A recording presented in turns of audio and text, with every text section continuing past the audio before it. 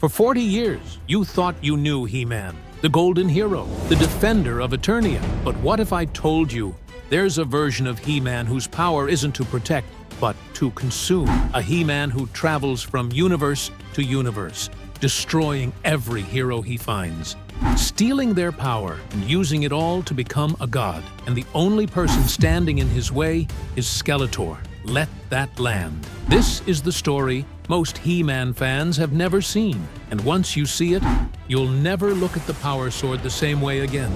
The story opens on an Eternia we recognize. Skeletor is outside the gates, threatening to destroy everything. Prince Adam does what he always does. He raises the sword, he transforms, he charges forward, ready for battle. But when He-Man steps outside, Skeletor is already gone, run through by his own staff. And standing over the body is someone who looks exactly like He-Man. His armor is crimson, and instead of the power of Grayskull, by the power of the Dark Skull, I have the power. These aren't just words. This is a corruption of everything He-Man represents. Anti-He-Man didn't just defeat the He-Man of this universe. He destroyed him, took the Power Sword, drained the sorceress of all her magic, reducing her to dust in seconds. And then he moved on to the next universe, because that's his mission. He's not conquering one Eternia. He's conquering all of them. Here's the detail that changes everything about this story. In every single universe across the multiverse, Prince Keldor becomes Skeletor, the villain, the skull-faced tyrant. Every single one, except one. In the universe adjacent to Anti-Eternia, Prince Keldor never fell. He's a rebel, a street artist.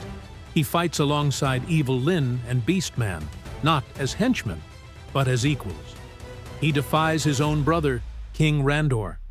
He fights for the people who have nothing. He is, in every way that matters, the hero of his Eternia. The man who was always destined to become the villain, and chose not to be. When anti-He-Man's forces arrive and begin destroying his world, it's Keldor who captures Teela. Not the Teela you know. This one is Anti-Eternia's enforcer, a savage predator, a weapon in human form. Even as a prisoner, she delivers a warning Keldor won't forget. And then, in the middle of the night, two strangers appear in his room. He-Men. From other dimensions. Survivors. One looks like the classic animated series. Another carries the cosmic key from the 1987 movie.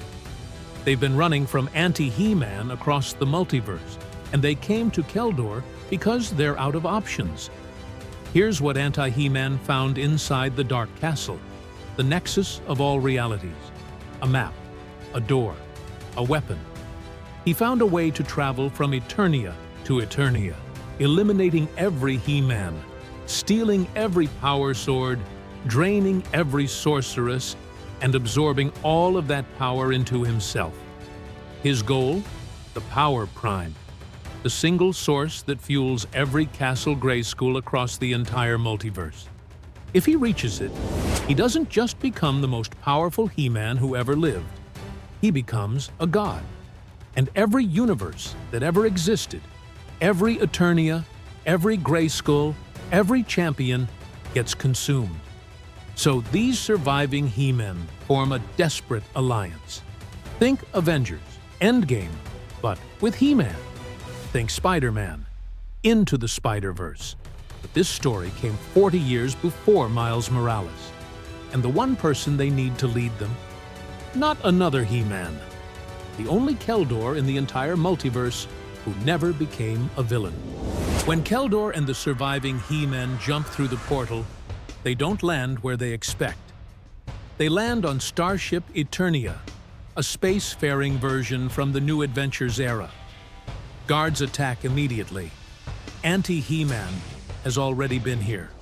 Nobody trusts strangers anymore.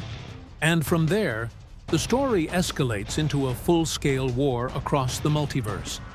Each issue takes Keldor's team to a different version of Eternia, each one devastated, each one permanently scarred. The Filmation Eternia, bright and colorful, the one from your childhood, reduced to ashes. The 2002 reboot Eternia, darker and more complex, conquered. Every single one, systematically dismantled. And in every universe, Keldor comes face to face with a version of himself. A Skeletor, the man he was supposed to become. Every single interaction hits like a shock wave, because every Skeletor looks at Keldor and sees the man they could have been. They know, somewhere deep beneath that skull, what they gave up. Anti-He-Man reaches the power prime. He's absorbed the swords, the magic, the life essence of dozens of He-Men across the multiverse. He's standing at the source of all power in the entire Masters of the Universe mythology. The spirits are released, figures with glowing red eyes, towering over the battlefield.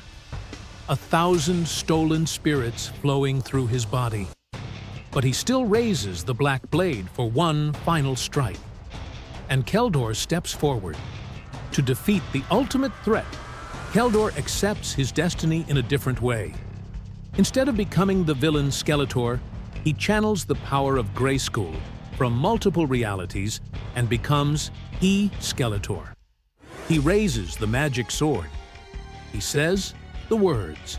But what came next wasn't power. The secrets of the universe were revealed to him. The great weeping wounds that spread darkness.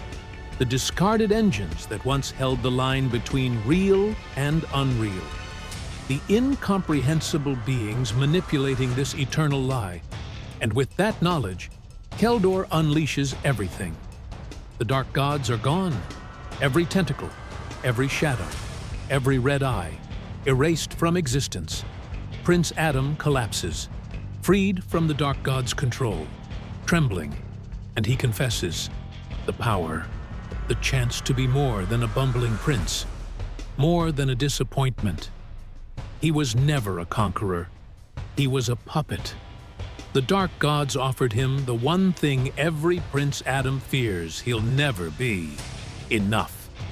And here's where Tim Seeley delivers the most brilliant twist in 40 years of He-Man. Several days later, Keldor walks through Eternia with Evil Lyn, Panther, and Beastman. Not as villains, as friends. King Adam returned He-Man's sword. The heroes went home.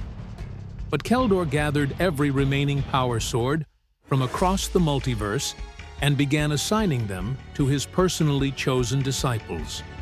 The man who was supposed to become Skeletor became the guardian of the multiverse, choosing the next He-Men, not by bloodline, not by destiny, by choice.